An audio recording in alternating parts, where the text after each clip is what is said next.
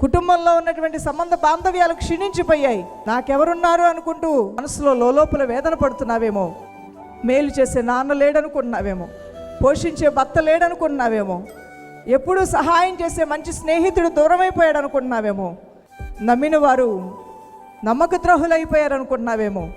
దేవాతి దేవుడు అంటున్నాడు, నీ జీవితంలో ఏమి పోగొట్టుకున్నా నీ దేవుడు సజీవంగా ఉన్నాడు, తిరిగి నీకు ఇవ్వగల శక్తిమంతుడు ఆయన. దైవజనమా, ఏది కోల్పోయినా అది తిరిగి ఇవ్వగల శక్తిమంతుడు. అందుకని దేవుని మాట, Moses was dead but God's purpose was very much alive.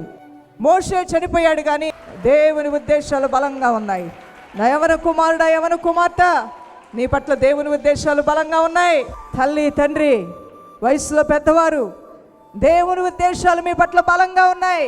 పనిచేయుచున్న నా సహోదరులారా, చేతుల కష్టంతో బ్రతకాలని ఎన్నో బాధ్యతలు మోస్తున్న వారులారా, కృంగిపోవద్దు. దేవుని ఉద్దేశాలు మీ పట్ల బలముగా ఉన్నాయి.